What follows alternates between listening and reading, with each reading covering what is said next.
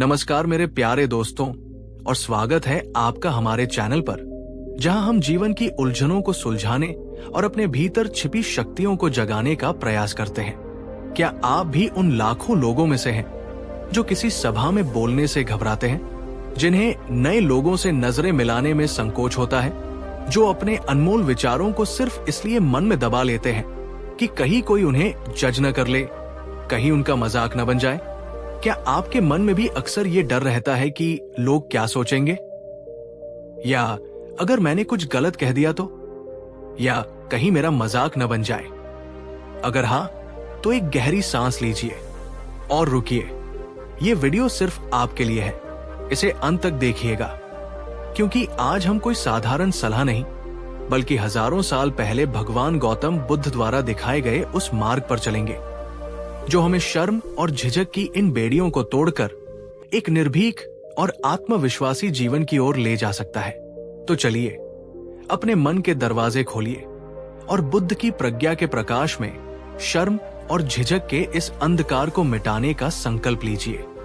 शर्म और झिझक कोई ऐसी चीज नहीं है जिसके साथ हम पैदा होते हैं। ये वो परतें हैं जो समय के साथ, अनुभवों के साथ और समाज की दी हुई शिक्षाओं के साथ हमारे सहज स्वभाव पर चढ़ती जाती है।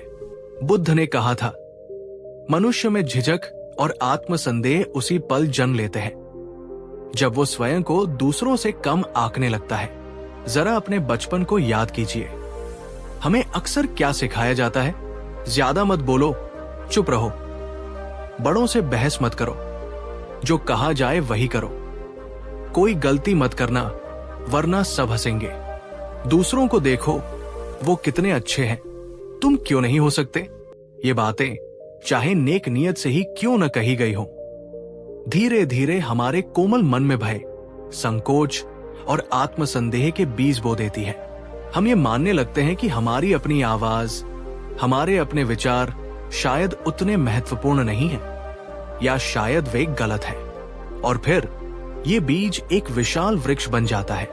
हम हर स्थिति में सोचने लगते हैं, अगर मैंने कुछ गलत बोल दिया तो लोग क्या कहेंगे? अगर सबके सामने मेरी आवाज काम गई या मैं अटक गया तो कितनी शर्मिंदगी होगी? क्या मैं इस लायक हूं कि अपनी बात रख सकूं? शायद नहीं। इससे अच्छा तो चुप ही रहना है, कम से कम बेइज्जती तो नहीं होगी। ये लोग क्या कहेंगे इसका डर, ये परफेक्ट दिखने की चाह और ये गलती हो जाने का खौफ, यही शर्म और झिझक की असली जड़ें हैं। एक आदत है जिसे तोड़ा जा सकता है। बुद्ध कहते हैं कि ये अविद्या का एक रूप है, स्वयं के वास्तविक स्वरूप को न जानना। हम अपनी अनंत क्षमताओं को भूलकर दूसरों की काल्पनिक नजरों से खुद को देखने लगते हैं। क्या आपने भी अपने जीवन में इन विचारों का अनुभव किया है? क्या ये लोग क्या कहेंगे वाली आवाज आपके कानों में भी गूंजती है? अगर हाँ, तो इस वीडियो को एक लाइक जरूर कीजिए। ये हमें बताएगा कि आप इस समस्या से जूझने वाले अकेले नहीं हैं और ये विषय कितना महत्वपूर्ण है। आपका एक लाइक हमें ये समझने में मदद करता है कि हम सही रास्ते पर हैं। बुद्ध की शिक्षाएं केवल सैद्धांतिक नहीं थी, वे अत्यंत व्यावहारिक थी। वे हर व्यक्ति की मानसिक स्थिति को समझते थे और उसी के अनुरूप उसे मार्ग दिखाते थे। ऐसी ही एक कहानी है एक युवक की जो शर्म और झिझक का शिकार था। एक समय की बात है, एक युवक था जिसका नाम था सुधीर। वो अत्यंत पढ़ा लिखा था, शास्त्रों का ज्ञाता था और उसके मन में अनेक गहरे विचार थे। लेकिन जब भी वो किसी सभा में जाता या कुछ लोगों के समूह में होता तो उसकी सारी विद्वत्ता धरी की धरी रह जाती। उसकी जुबान लड़खड़ाने लगती, हृदय तेजी से धड़कने लगता और पसीना आने लगता। वो किसी के सामने अपने विचार रखने की हिम्मत नहीं जुटा पाता था। उसे हमेशा डर लगा रहता कि लोग उसका मजाक उड़ाएंगे या उसकी बातों को महत्व नहीं देंगे। अपनी इस समस्या से अत्यंत दुखी होकर वो एक दिन महात्मा बुद्ध की शरण में पहुंचा। उसने बुद्ध के चरणों में प्रणाम किया और कांपती हुई आवाज में कहा, भगवन, मैं ज्ञान तो रखता हूं पर उसे व्यक्त नहीं कर पाता। जब भी मैं लोगों के समूह में जाता हूं तो मेरी आवाज मेरा साथ छोड़ देती है। मुझे बहुत शर्म आती है, घबराहट होती है, मैं पीछे हट जाता हूं और फिर बाद में बहुत पछताता हूं। कृपा करके मेरा मार्गदर्शन करें। इस झिझक से कैसे मुक्ति पाऊं? बुद्ध ने उस युवक की ओर करुणा भरी दृष्टि से देखा और मंद मंद मुस्कुराए। उन्होंने शांति से पूछा, वत्स सुधीर, जब तुम किसी सभा में जाते हो तो क्या तुम्हें ऐसा लगता है कि वहां उपस्थित सभी लोगों की नजरें सिर्फ और सिर्फ तुम्हारी ओर ही है? क्या तुम्हें लगता है कि वे तुम्हारे हर शब्द, हर हाव भाव को बड़ी बारीकी से देख रहे हैं, तुम्हारी गलती पकड़ने के लिए तैयार बैठे हैं? सुधीर ने सिर झुकाकर कहा, हाँ भगवान, मुझे ठीक ऐसा ही महसूस होता है। मुझे लगता है सब मुझे ही देखेंगे और अगर मुझसे कोई चूक हो गई तो वे मेरी हंसी उड़ाएंगे या मुझे अयोग्य समझेंगे। बुद्ध फिर मुस्कुराए और बोले, सुधीर, जब तुम नदी के किनारे शांत बैठकर बहते जल को देखते हो तो क्या नदी में तैरने वाली हर मछली तुम्हें ही घूरती रहती है? क्या हर लहर तुम्हारे ही पैरों को छूने के लिए आतुर रहती है? सुधीर ने आश्चर्य से कहा, नहीं भगवान, मछलियां तो अपने संसार में मग्न रहती हैं, अपने काम में लगी रहती हैं। लहरें तो अपने स्वभाव से बहती हैं। बुद्ध ने कहा, ठीक इसी प्रकार वत्स, ये दुनिया, ये लोग हर समय तुम्हें ही नहीं देख रहे। अधिकांश लोग अपने ही विचारों में, अपनी ही चिंताओं में, अपनी ही दुनिया में मग्न रहते हैं। ये जो तुम्हें लगता है कि सबकी नजरें तुम पर हैं, ये तुम्हारे अपने मन का बनाया हुआ एक भ्रम है, एक प्रक्षेपण है। ये तुम्हारी अपनी असुरक्षा है जो तुम्हें दूसरों की नजरों में दिखाई देती है। ये सुनकर सुधीर को थोड़ा आश्चर्य हुआ, पर बुद्ध की बातों में उसे सच्चाई नजर आई। फिर बुद्ध ने उस युवक को एक सरल सा पर अत्यंत शक्तिशाली अभ्यास दिया।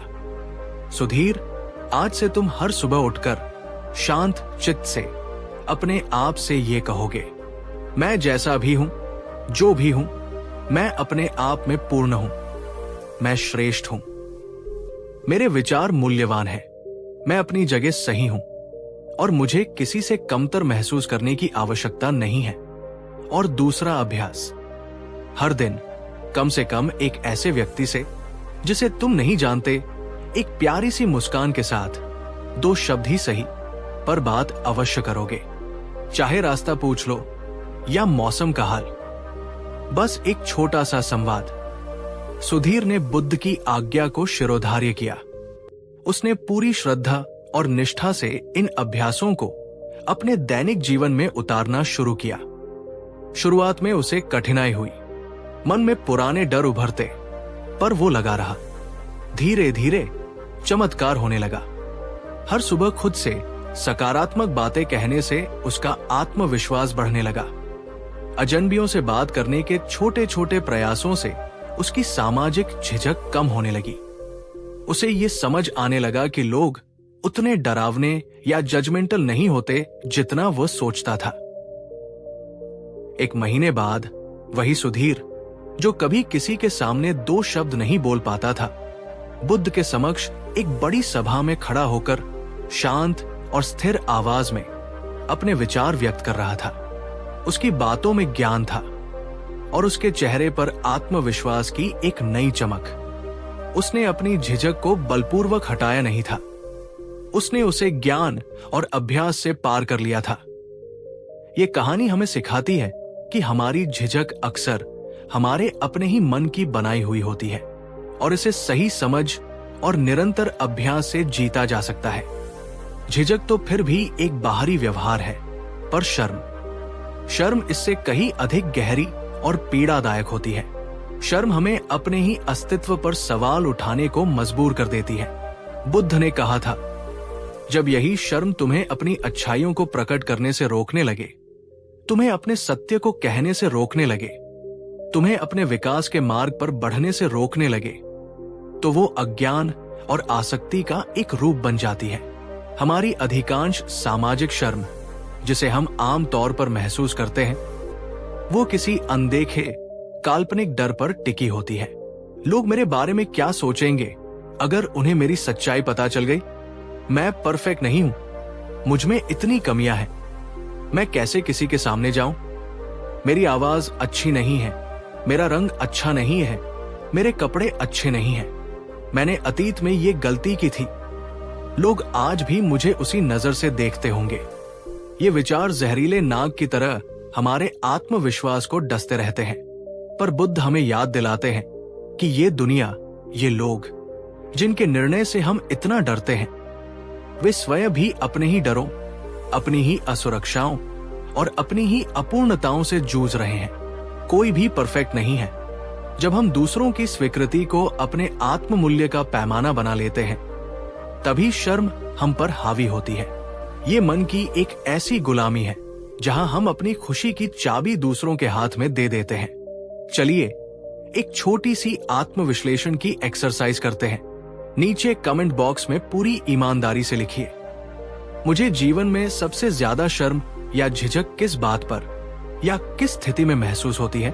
इसे लिखने के बाद एक पल रुककर सोचिए, क्या वो डर, वो शर्म वाकई में तर्कसंगत है? क्या उसका कोई ठोस आधार है, या वो बस आपके मन की पुरानी कंडीशनिंग है, बचपन की कोई अधूरी चोट है, या समाज द्वारा थोपी गई कोई अनावश्यक अपेक्षा है? अक्सर आप पाएंगे कि आपकी शर्म का आधार रेत के महल की तरह कमजोर है। उसे पहचानने मात्र से उसकी शक्ति कम होने लगती है। कई बार हमारी झिझक इसलिए भी आती है क्योंकि हमें अपने शब्दों की सत्यता या उनकी उपयोगिता पर संदेह होता है। हमें लगता है, क्या मैं जो कहने जा रहा हूं वो सही है? क्या इससे किसी को चोट तो नहीं पहुंचेगी? क्या ये मूर्खतापूर्ण तो नहीं लगेगा? बुद्ध कहते हैं, जो बात सत्य, हितकारी, प्रिय और करुणा से कही जाए वो वाणी श्रेष्ठ है, और ऐसी वाणी बोलने में कोई झिझक नहीं होनी चाहिए। अगर आपके मन में जो बात है वो इन गुणों पर खरी उतरती है, अगर आपकी नीयत साफ है, तो फिर झिझक क्यों? आपकी आवाज में तब सत्य और आत्मविश्वास अपने आप आ जाएगा। एक महत्वपूर्ण बात याद रखिए, हो सकता है आपकी एक सच्ची, हितकारी बात किसी के जीवन में आशा की किरण जगा दे, किसी की समस्या का समाधान कर दे, या किसी को प्रेरित कर दे। अपनी आवाज को सिर्फ इसलिए मत दबाइए क्योंकि आपको डर लगता है। हर चीज परिवर्तनशील है, कुछ भी स्थायी नहीं है। बुद्ध ने कहा, सब कुछ बदलता है, सब कुछ अनित्य है। तुम्हारा ये शरीर, तुम्हारी ये भावनाएं, तुम्हारी ये शर्म, तुम्हारी ये झिझक भी, जिस झिझक या शर्मिंदगी के पल ने आज आपको बांध रखा है, वो हमेशा नहीं रहेगा। जिस स्थिति से आप आज डर रहे हैं वो भी गुजर जाएगी। क्या आपने कभी अपने जीवन में कोई ऐसा शर्मिंदगी भरा पल झेला है जिसके बारे में सोचकर उस समय आपको बहुत बुरा लगा हो, और फिर कुछ समय बाद जब आपने उसी पल को याद किया तो शायद आप उस पर हंस दिए हों, या उसे एक सबक के तौर पर देखा हो? अगर हाँ, तो अभी भी याद रखिए, जो शर्म या झिझक आज आपको महसूस हो रही है वो भी स्थायी नहीं है, ये भी बदलेगी। ये समझ आपको वर्तमान के डर से थोड़ा मुक्त करती है और साहस देती है। बुद्ध की शिक्षाओं का सार है मन को साधना, और ध्यान इसका सबसे शक्तिशाली उपकरण है। शर्म और झिझक मन की सतह पर उठने वाली लहरें हैं, जबकि ध्यान हमें मन की गहराइयों में ले जाकर उस स्थिरता और शांति से जोड़ता है जो हमारा असली स्वरूप है। अब चलिए मेरे साथ एक छोटा सा पर बहुत प्रभावशाली बुद्ध प्रेरित ध्यान का अभ्यास करते हैं। आराम से बैठ जाइए, अपनी रीढ़ की हड्डी को सीधा रखें, पर शरीर को सहज छोड़ दें। धीरे से अपनी आंखें बंद कर लीजिए या दृष्टि को नीचे की ओर टिका लें। अपना सारा ध्यान अपनी आती जाती श्वास पर ले आएं। बस अपनी श्वास को देखें, महसूस करें, उसके साथ कोई छेड़छाड़ नहीं, बस साक्षी बने। अब अपने मन में मेरे साथ दोहराएं, या सिर्फ सुने और महसूस करें, मैं शांत हूं, मैं स्थिर हूं, मुझे स्वयं पर, अपनी क्षमताओं पर पूर्ण विश्वास और गर्व है। मेरी आवाज में शक्ति है, मेरे विचारों में मूल्य है। मैं हर किसी से नजरें मिलाकर आत्मविश्वास से बात कर सकती हूं। मैं इस संसार में पूर्ण हूं, जैसा भी हूं वैसा ही। शर्म और झिझक केवल मन के बादल हैं। मैं इनसे परे आकाश की तरह निर्मल और असीम हूं। अब एक गहरी सांस अंदर ले और धीरे धीरे छोड़ते हुए अपनी हथेलियों को आपस में रगड़े और उन्हें अपनी आंखों पर रखकर धीरे से अपनी आंखें खोले। ये छोटा सा ध्यान अगर आप हर दिन सिर्फ 5 से 10 मिनट भी करें तो आप पाएंगे कि आपके भीतर एक अद्भुत शांति और आत्मविश्वास का उदय हो रहा है। झिझक एक पर्दा है। ध्यान उस पर से ज्ञान और आत्म प्रेम की रोशनी डालता है और वो पर्दा धीरे धीरे हटने लगता है। क्या आप इस ध्यान का अभ्यास करने का संकल्प लेते हैं? कमेंट में यस आई विल प्रैक्टिस लिखकर अपने संकल्प को और मजबूत करें। बुद्ध के समय में भी सामाजिक बंधन थे, खासकर स्त्रियों के लिए, पर बुद्ध ने हमेशा व्यक्ति की आंतरिक क्षमता को महत्व दिया, न कि उसके लिंग या जाति को। एक ऐसी ही कहानी है अनुपमा की, जो अपनी शर्म और झिझक पर विजय पाकर एक महान भिक्षुणी बनी। एक धनी सेठ की बेटी थी, अत्यंत रूपवती और बुद्धिम थी, पर उसे समाज के सामने अपने विचार व्यक्त करने में बहुत शर्म और संकोच होता था। उसे लगता था कि एक स्त्री होने के नाते उसे चुप रहना चाहिए और पुरुषों की बातों में हस्तक्षेप नहीं करना चाहिए, जैसा कि उस समय की आम धारणा थी। एक दिन वो अपनी सखियों के साथ बुद्ध का प्रवचन सुनने गई। बुद्ध की वाणी में इतनी करुणा और प्रज्ञा थी कि वह मंत्रमुग्ध हो गई। उसके मन में कई प्रश्न उठे, पर वो पूछने की हिम्मत नहीं कर पाई। प्रवचन के बाद जब सब लोग चले गए तो वो हिम्मत करके बुद्ध के पास पहुंची। उसने कांपते हुए कहा, भगवान, मेरे मन में कुछ शंकाएं हैं, पर मुझे उन्हें व्यक्त करने में शर्म आती है। लोग कहते हैं स्त्रियों को अधिक नहीं बोलना चाहिए, उन्हें चुप रहना चाहिए। बुद्ध ने उसकी ओर स्नेह और करुणा से देखा और मुस्कुराकर कहा, पुत्री, सत्य और प्रज्ञा किसी लिंग, जाति या वर्ग के बंधन में नहीं बंधे होते। यदि तुम्हारे शब्दों में करुणा है, यदि तुम्हारे प्रश्नों में सत्य की खोज है, तो वो संसार के लिए अमृत के समान है, चाहे वे किसी पुरुष के मुख से निकले या किसी स्त्री के। फिर बुद्ध ने उसे उस सभा के सामने, जो अभी भी कुछ भिक्षुओं और उपासकों से भरी थी, खड़े होकर अपने प्रश्न पूछने के लिए प्रोत्साहित किया। उन्होंने कहा, तुम्हें क्या लगता है, क्या स्त्रियों को सत्य जानने और अपने विचार व्यक्त करने का अधिकार नहीं है? उस स्त्री ने, जिसका नाम बाद में अनुपमा पड़ा, बुद्ध के प्रोत्साहन से कांपते हुए हाँ में सिर हिलाया। बुद्ध बोले, तो बोलो पुत्री, अपने मन की शंकाओं को प्रकट करो, क्योंकि तुम्हारे भीतर जो सत्य की प्यास है वही तुम्हें मुक्ति की ओर ले जाएगी। किसी के कहने से या सामाजिक रूढ़ियों के भय से अपने अंतर्मन की आवाज को मत दबाओ। और उस दिन अनुपमा ने अपने सारे संकोच को त्याग कर बुद्ध से गहन दार्शनिक प्रश्न पूछे। उसकी बुद्धिमत्ता और सत्य के प्रति उसकी लगन देखकर सभी चकित रह गए। बाद में वो बुद्ध की शिष्या बनी और अनुपमा नाम से एक अत्यंत प्रज्ञावान और सम्मानित भिक्षुणी के रूप में प्रसिद्ध हुई। उन्होंने अपनी शर्म और झिझक को बुद्ध की करुणा और अपने आत्मविश्वास से जीता था। आपकी आवाज महत्वपूर्ण है, चाहे आप कोई भी हो। सामाजिक दबावों या आंतरिक डरों को अपने सत्य को प्रकट करने से रोकने न दे। दोस्तों, बुद्ध की शिक्षाएं केवल सुनने के लिए नहीं, बल्कि जीवन में उतारने के लिए है। शर्म और झिझक को दूर करने के लिए आज से ही आप कुछ ठोस कदम उठा सकते हैं। ये आपका व्यक्तिगत एक्शन प्लान है। उदास स्माइली।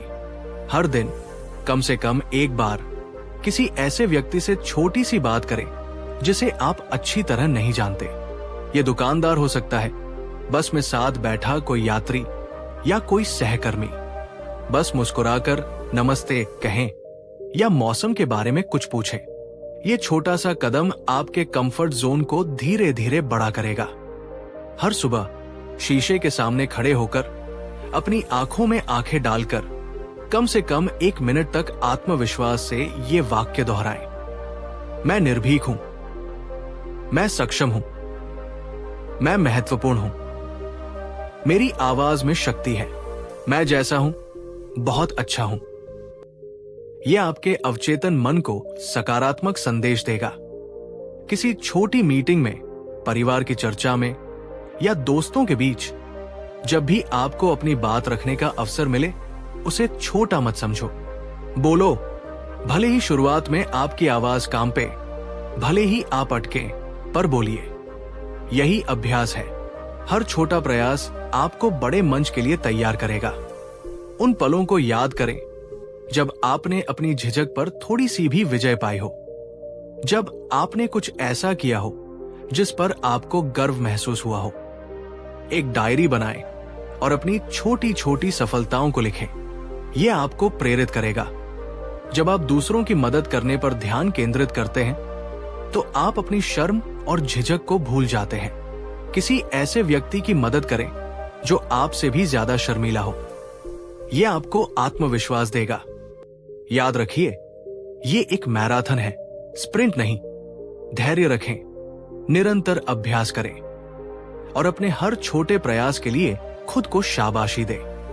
दोस्तों, हमारी ये यात्रा अब समापन की ओर है, पर जाने से पहले मैं आपसे एक और सवाल पूछना चाहता हूं।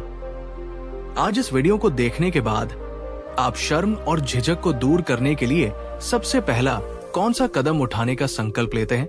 वो एक छोटी सी चीज भी हो सकती है, पर उसे नीचे कमेंट में लिखकर अपने संकल्प को और भी पक्का करें। आपका ये संकल्प दूसरों को भी प्रेरित करेगा।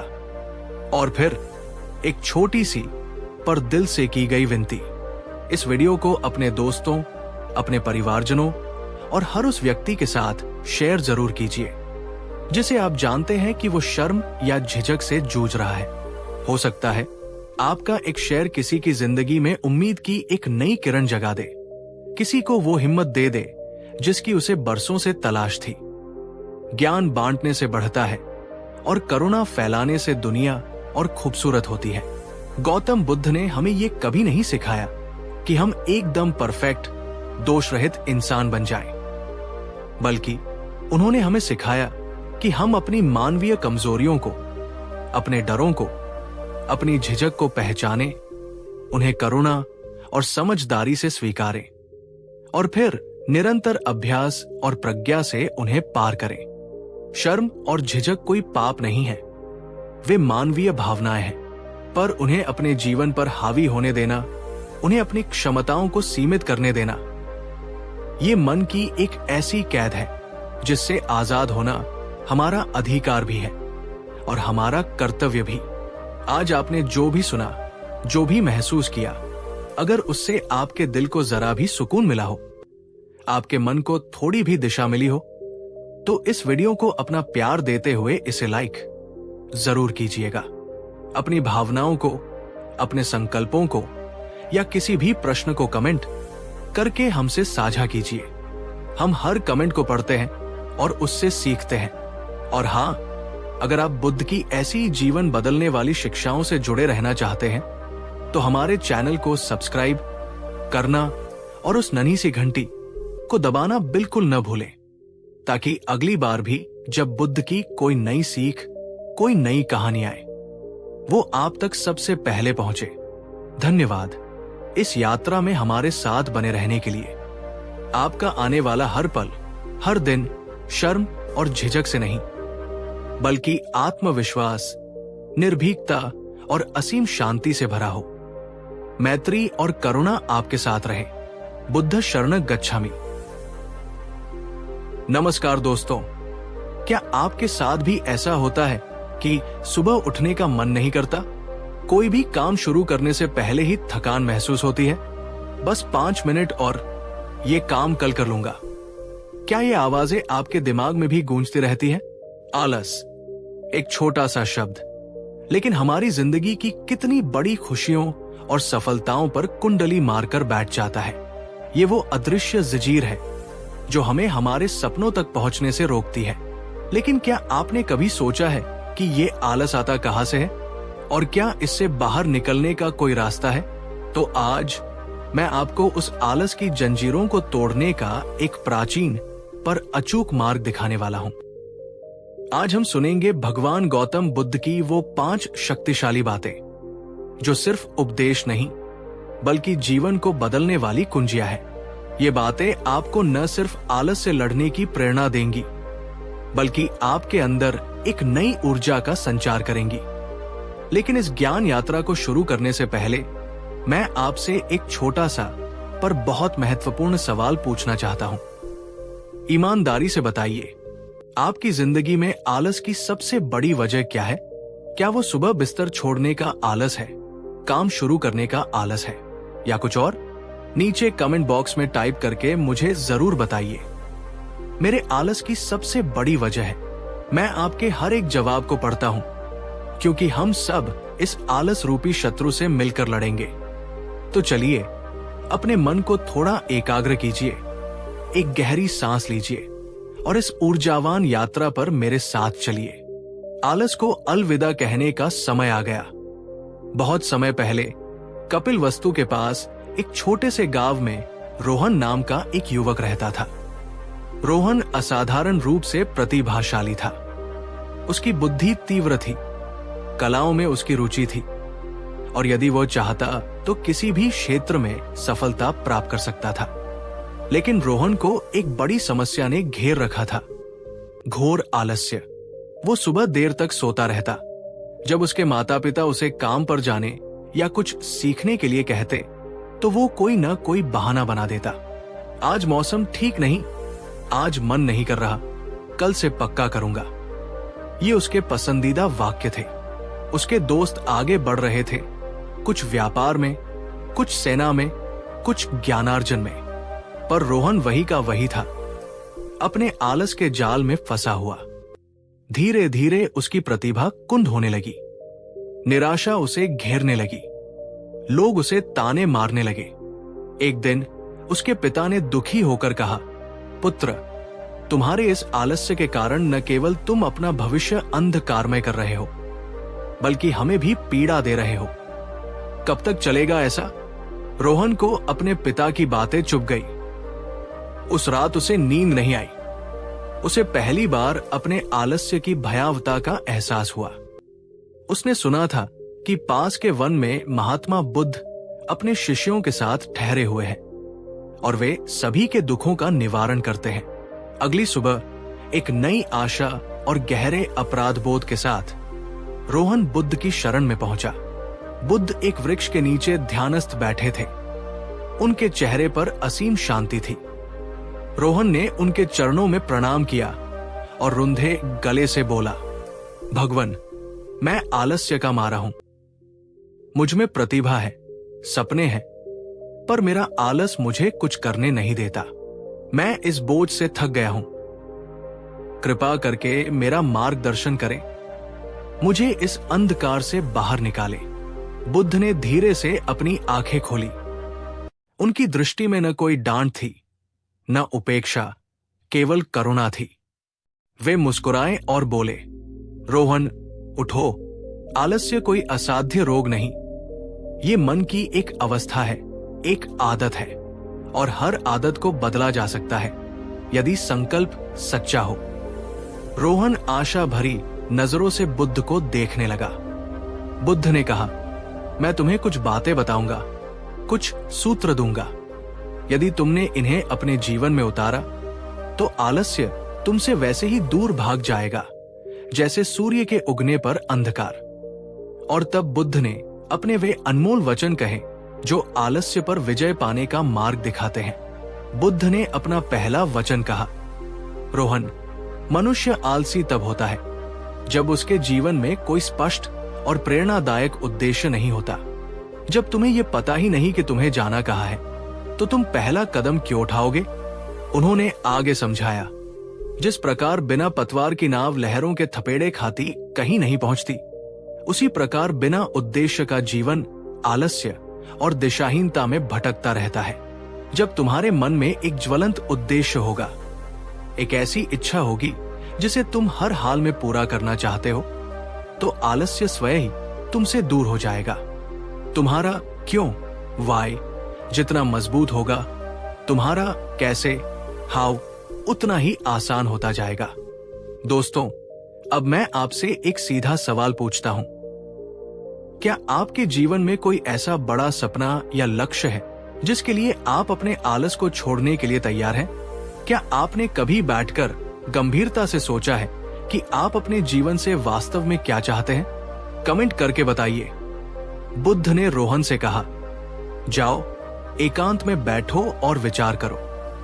तुम्हारी आत्मा वास्तव में क्या पाना चाहती है? कौन सी उपलब्धि तुम्हें सच्ची खुशी देगी? जब तुम्हें वो उद्देश्य मिल जाएगा तो उसे अपने मन में गहराई से बिठा लो। वही तुम्हारी प्रेरणा बनेगा। प्रैक्टिकल उपाय। आज ही इस वीडियो को देखने के बाद 15 मिनट शांति से बैठें। एक डायरी और पेन ले।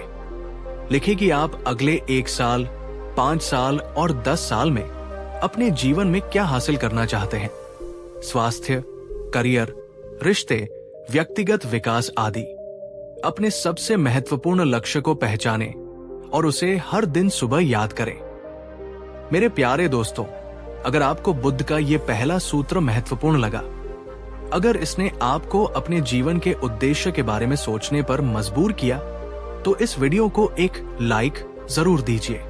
ये दिखाता है कि आप भी अपने जीवन को एक दिशा देना चाहते हैं। बड़े काम की शुरुआत छोटे कदमों से होती है। बुद्ध ने रोहन की ओर देखकर दूसरा वचन कहा, रोहन, अक्सर आलस्य इसलिए भी आता है क्योंकि हमें काम बहुत बड़ा और मुश्किल लगता है। उस विशालता को देखकर ही हमारा मन हार मान लेता है और हम शुरुआत ही नहीं कर पाते। उन्होंने समझाया, याद रखो, हजारों मील की यात्रा भी पहले कदम से ही आरंभ होती है। किसी भी बड़े लक्ष्य को छोटे छोटे मैनेजेबल हिस्सों में बांट लो। फिर एक समय में केवल एक हिस्से पर ध्यान केंद्रित करो। जब तुम एक छोटा कदम सफलतापूर्वक उठा लोगे तो तुम्हें आत्मविश्वास मिलेगा और अगला कदम उठाने की प्रेरणा भी। बूंद बूंद से घड़ा भरता है और छोटे छोटे प्रयासों से ही बड़े कार्य सिद्ध होते हैं। आप सबसे एक और सवाल, मित्रों, क्या आपके जीवन में कोई ऐसा बड़ा काम या प्रोजेक्ट है जिसे आप शुरू करना चाहते हैं, लेकिन उसकी विशालता देखकर ही आलस आ जाता है और आप उसे टालते रहते हैं? कमेंट में उस काम का नाम लिखिए, जैसे मुझे अपनी परीक्षा की तैयारी शुरू करनी है, या मुझे अपना घर व्यवस्थित करना है, या मुझे एक नई स्किल सीखनी है। बुद्ध ने रोहन को देखा और कहा, यदि तुम्हें पूरा जंगल साफ करना है तो एक ही दिन में करने की मत सोचो। पहले एक छोटा सा हिस्सा चुनो और केवल उसे साफ करने पर ध्यान लगाओ। जब वो हो जाए तब अगले हिस्से की ओर बढ़ो। सफलता का एहसास तुम्हें आगे बढ़ाता रहेगा। प्रैक्टिकल उपाय। अपने सबसे बड़े या सबसे कठिन लगने वाले काम को ले, उसे कम से कम 5 छोटे छोटे चरणों में तोड़े। आज सिर्फ पहला सबसे आसान चरण पूरा करने का लक्ष्य बनाए, चाहे वो सिर्फ 15 मिनट का ही क्यों न हो। इसे 5 मिनट रूल अभी कहते हैं। किसी काम को सिर्फ 5 मिनट करने का संकल्प ले। अक्सर आप उससे ज्यादा कर जाते हैं। दोस्तों, अगर आपको ये छोटे कदमों वाला सिद्धांत उपयोगी लगा और आप इसे आजमाने के लिए तैयार हैं, तो नीचे कमेंट में लिखिए, मैं आज एक छोटा कदम जरूर उठाऊंगी। आपका ये संकल्प आपकी पहली जीत होगी। और इस उपयोगी बात को उन दोस्तों के साथ शेयर करें जो हमेशा कहते हैं काम बहुत बड़ा है। बुद्ध ने रोहन के मन की उथल पुथल को समझते हुए तीसरा वचन कहा, पुत्र, आलस्य और टालमटोल का एक बड़ा कारण है मन का वर्तमान क्षण में न रहना। या तो हम अतीत की असफलताओं और गलतियों में उलझे रहते हैं, या भविष्य की अनिश्चितताओं और परिणामों की चिंता करते रहते हैं। उन्होंने स्पष्ट किया, जब मन अतीत के बोझ से दबा होता है तो उसमें वर्तमान में कर्म करने की ऊर्जा नहीं रहती, और जब वो भविष्य के भय से ग्रस्त होता है तो वो किसी भी कार्य को शुरू करने से कतराता है। आलस्य का अर्थ ही है अभी नहीं, किंतु सत्य तो यह है कि जीवन न तो अतीत में है न भविष्य में। जीवन केवल इसी क्षण में है, अभी, यहां। मेरे प्यारे दर्शकों, जरा ईमानदारी से सोचकर बताइए, जब आप किसी काम को टालते हैं तो आपका मन कहाँ होता है? क्या आप मोबाइल पर सोशल मीडिया में खो जाते हैं, जो आपको अतीत या दूसरों के वर्तमान में ले जाता है? क्या आप सोचते हैं मुझसे पहले भी ये नहीं हुआ था, या अगर मैं फेल हो गया तो क्या होगा? कमेंट में बताएं कि आपका मन आपको वर्तमान से भटकाकर कहां ले जाता है। बुद्ध ने रोहन को समझाया, अपने मन को वर्तमान क्षण में केंद्रित करने का अभ्यास करो। जब तुम कोई कार्य कर रहे हो तो पूरी तरह से उसी में डूब जाओ। न अतीत का पछतावा, न भविष्य की चिंता, केवल कर्म और कर्म का आनंद। यही कर्मयोग है और यही आलस्य से मुक्ति का मार्ग भी। प्रैक्टिकल उपाय: जब भी आप कोई काम शुरू करें तो अपने आसपास के विकर्षणों को दूर करें। मोबाइल को साइलेंट मोड पर या दूर रख दें। अपने काम पर 25 मिनट पूरी तरह फोकस करें, फिर 5 मिनट का ब्रेक लें। इस दौरान सिर्फ अपने काम और अपनी सांसों पर ध्यान दें। दोस्तों, अगर आप भी मानते हैं कि वर्तमान में जीना ही असली जीवन है और यही आलस्य को हरा सकता है, तो कमेंट में लिखिए, मैं आज से वर्तमान में जीने का अभ्यास करूंगी। ये संकल्प आपके जीवन में एकाग्रता लाएगा। बुद्ध ने रोहन को एक गहरा रहस्य बताते हुए कहा, रोहन, अक्सर लोग सोचते हैं कि आराम करने से या कुछ न करने से ऊर्जा बचती है, किंतु सत्य इसके विपरीत है। जिस प्रकार रुके हुए पानी में सड़न पैदा हो जाती है, उसी प्रकार निष्क्रिय शरीर और मन में आलस्य और नकारात्मकता का वास होता है। उन्होंने आगे कहा, कर्म करने से ही और अधिक कर्म करने की ऊर्जा उत्पन्न होती है। जब तुम एक छोटा सा भी काम पूरा करते हो तो तुम्हारे भीतर एक सकारात्मक ऊर्जा का संचार होता है, एक संतोष का भाव जागृत होता है।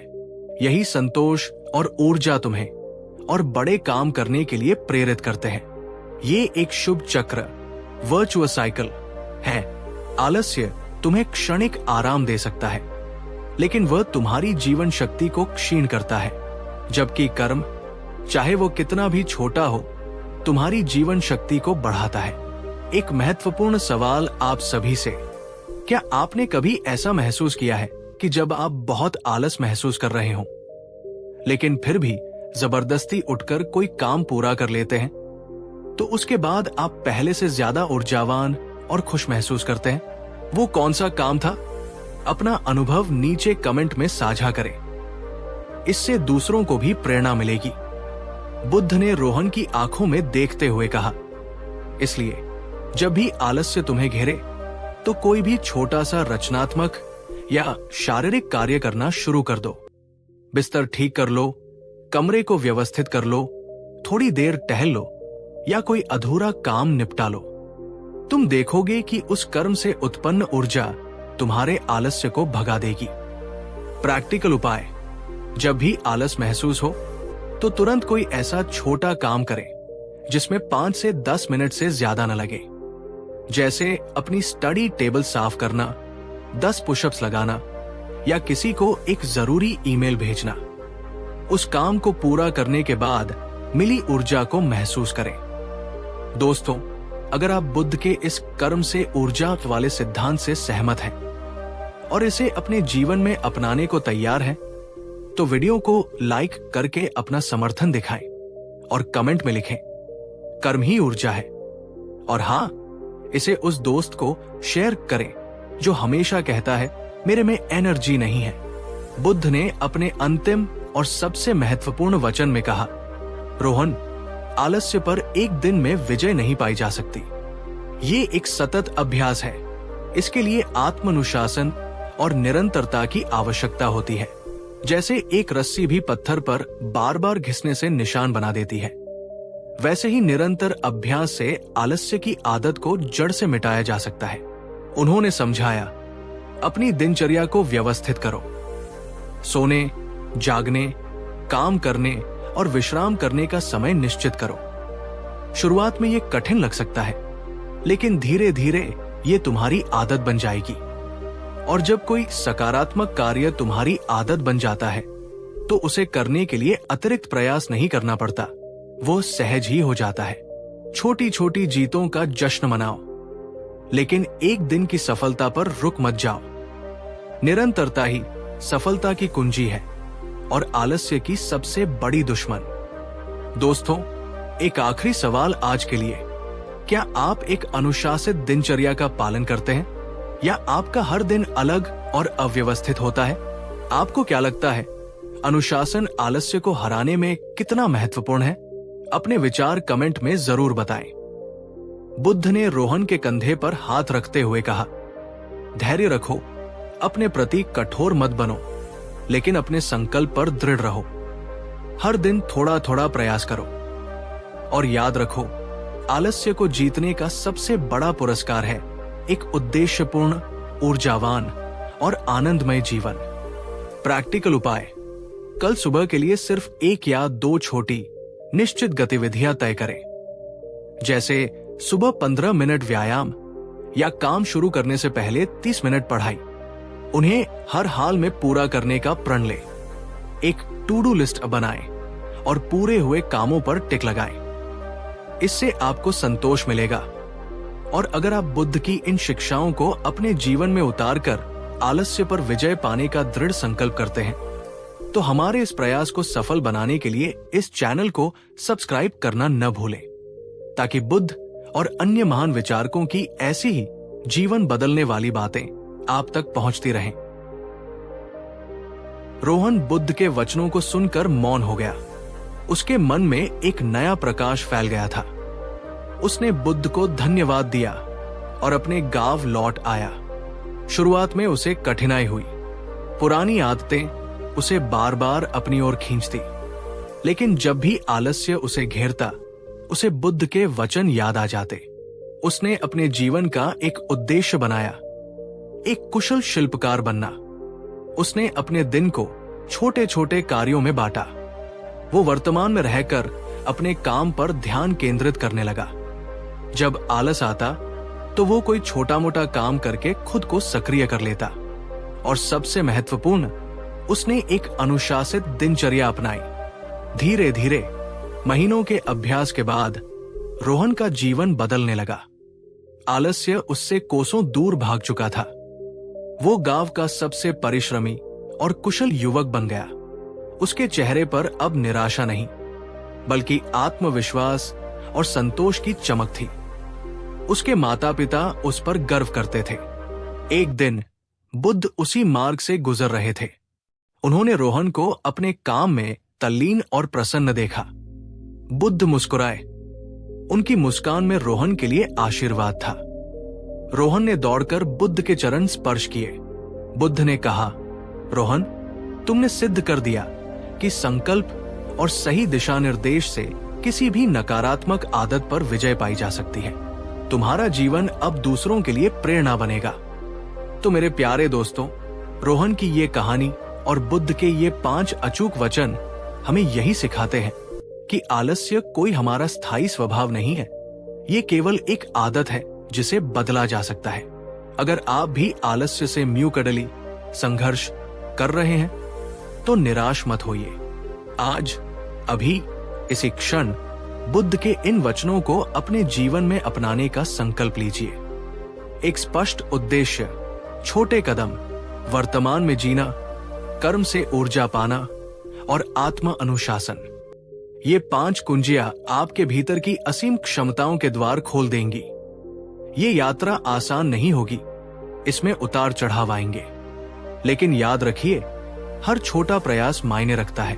अगर बुद्ध के इन वचनों और रोहन की कहानी ने आपके दिल को छुआ है, अगर आपको आलस्य को हराकर एक नई शुरुआत करने की प्रेरणा मिली है, तो इस वीडियो को एक जोरदार लाइक तो बनता है और नीचे कमेंट में लिखकर हमें जरूर बताइए, बुद्ध का कौन सा वचन आपको सबसे ज्यादा शक्तिशाली लगा और आप सबसे पहले किसे अपने जीवन में अपनाएंगे। जैसे मुझे छोटे कदम वाला वचन सबसे अच्छा लगा और मैं कल से इसे अपनाऊंगा। और हाँ, इस ज्ञान के प्रकाश को फैलने में हमारी मदद करें। इस वीडियो को अपने उन सभी दोस्तों, भाई बहनों और परिवार के सदस्यों के साथ शेयर जरूर करिए जो आलस्य से परेशान हैं या जीवन में प्रेरणा ढूंढ रहे हैं। आपका एक शेयर किसी की जिंदगी में सकारात्मक बदलाव ला सकता है। अगर आप ऐसे ही जीवन को नई दिशा देने वाले, प्रेरणादायक और ज्ञानवर्धक वीडियो देखना चाहते हैं, तो हमारे चैनल को सब्सक्राइब करना बिल्कुल न भूलें और उस घंटी वाले आइकॉन को भी दबा दें ताकि हमारा हर नया वीडियो सबसे पहले आप तक पहुंचे। जाने से पहले मैं आप सबसे एक अंतिम सवाल पूछना चाहता हूं। आज इस वीडियो को देखने के बाद आप आलस्य को हराकर कौन सा एक छोटा सा काम सबसे पहले पूरा करने का संकल्प लेते हैं? नीचे कमेंट बॉक्स में अपना वो पहला कदम लिखिए। ये लिखना आपके संकल्प को और मजबूत करेगा। याद रखिए, आपके भीतर असीम शक्ति है, बस उसे जगाने की देर है। उठिए, कर्म कीजिए और अपने सपनों को साकार कीजिए। अगले वीडियो में फिर मिलेंगे एक नई प्रेरणा के साथ। तब तक अपना ख्याल रखिए और सक्रिय रहिए। नमस्कार। कहानी 3। नमस्कार दोस्तों, क्या आपके दिल में भी कभी कोई अनजाना सा डर बैठ जाता है? क्या किसी नए काम को शुरू करने से पहले, किसी चुनौती का सामना करने से पहले, या बस यूं ही भविष्य की सोचकर आपका मन घबराने लगता है? डर एक ऐसा एहसास जो हमारी काबिलियत को छोटा कर देता है, हमारे सपनों को धुंधला कर देता है और हमें आगे बढ़ने से रोक देता है। ये डर असफलता का हो सकता है, लोगों की बातों का हो सकता है, अकेलेपन का हो सकता है, या फिर किसी अनजाने खतरे का। लेकिन क्या डर सच में इतना शक्तिशाली है, या ये सिर्फ हमारे मन का एक वहम है? आज हम इसी डर के रहस्य को भेदने की कोशिश करेंगे और इस यात्रा में हमारे पथ प्रदर्शक होंगे स्वयं भगवान गौतम बुद्ध। उनके ज्ञान के प्रकाश में हम जानेंगे डर की असलियत और सीखेंगे वो तरीके जिनसे हम अपने सबसे बड़े डरों पर भी विजय पा सकते हैं। ये कहानी सिर्फ डर को भगाने की कुछ तरकीबें नहीं है, ये एक आत्म खोज की यात्रा है।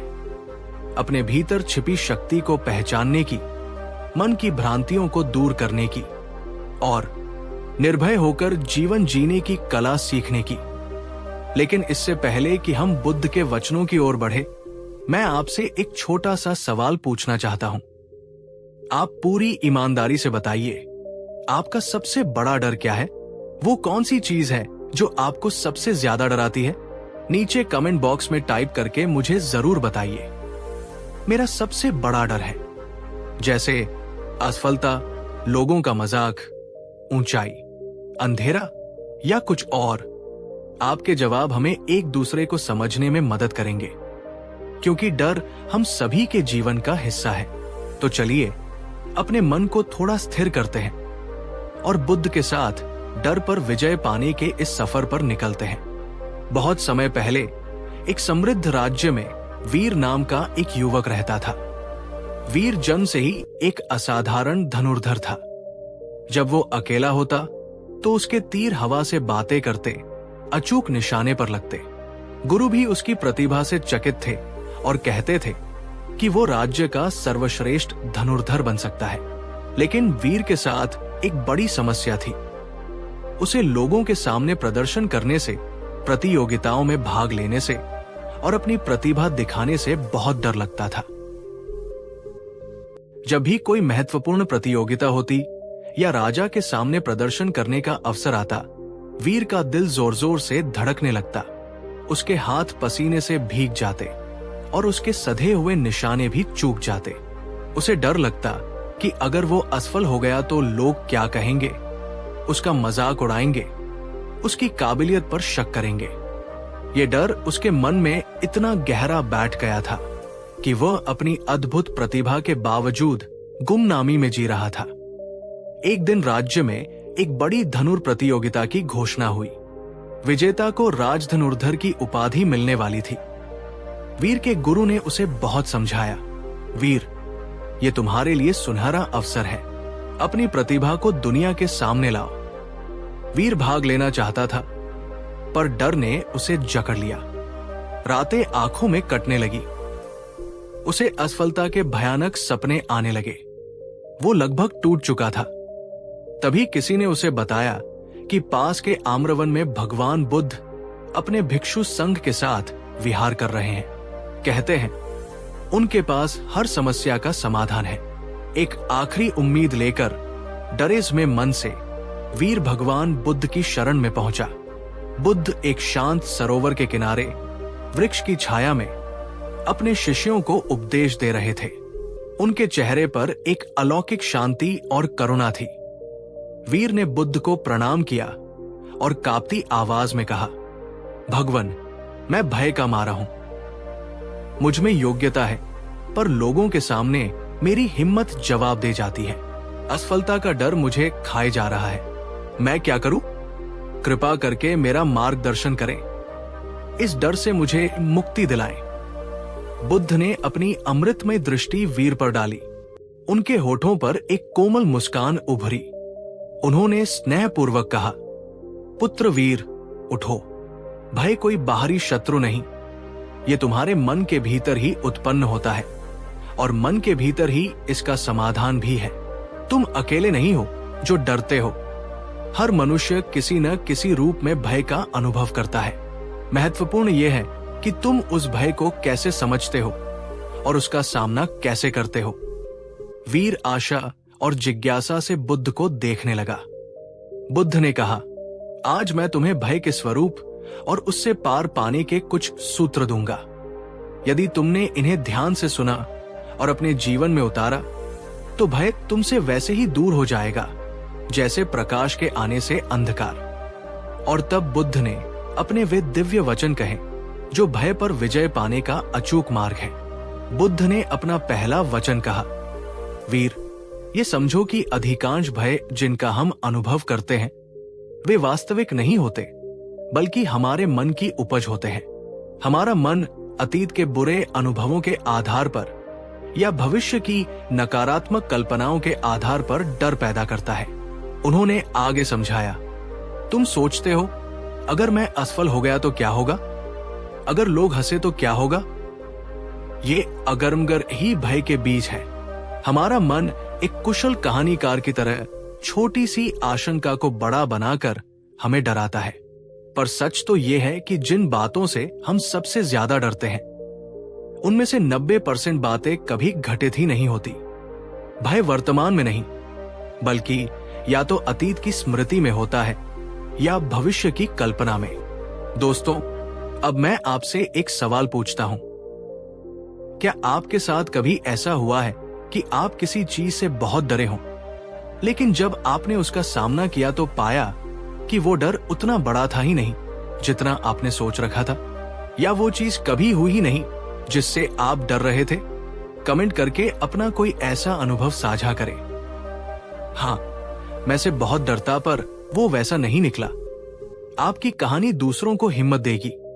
बुद्ध ने वीर से कहा, जब भी मन में डर उठे तो उसे देखो, उसका विश्लेषण करो। खुद से पूछो, क्या ये डर वास्तविक है या सिर्फ मेरी कल्पना? इसके सच होने की कितनी संभावना है? और अगर ये सच हो भी गया तो क्या मैं इसका सामना नहीं कर पाऊंगा? जब तुम अपने डर को तर्क की कसौटी पर कसोगे तो पाओगे कि वो अक्सर निराधार है।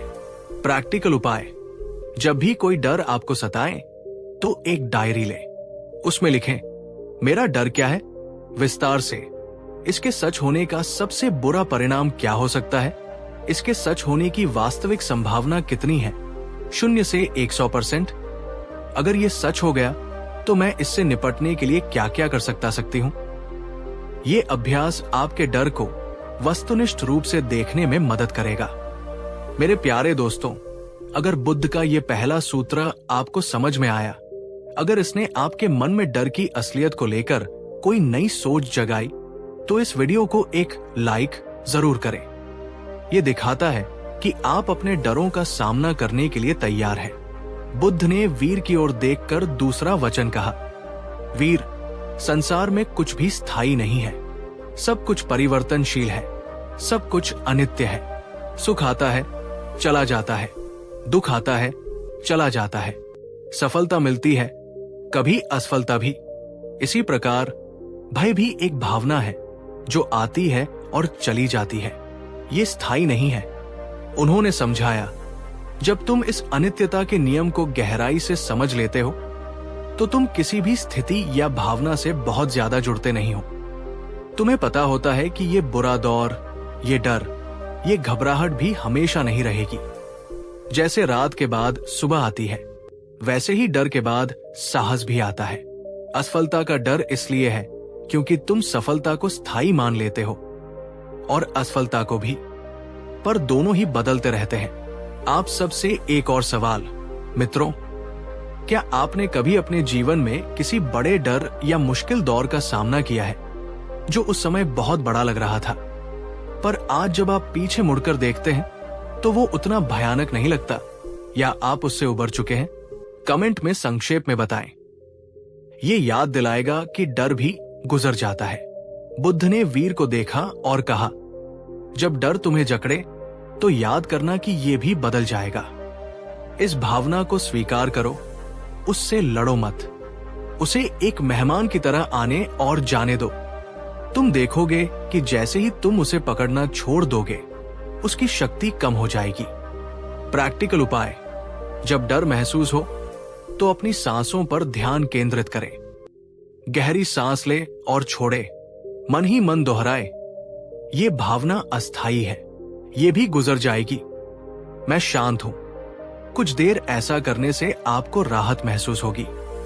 दोस्तों, अगर आपको अनित्यता का ये सिद्धांत डर को समझने में मददगार लगा तो इस वीडियो को अपने उन दोस्तों के साथ शेयर करें जो अक्सर छोटी छोटी बातों से घबरा जाते हैं या सोचते हैं कि उनकी मुश्किलें कभी खत्म नहीं होंगी।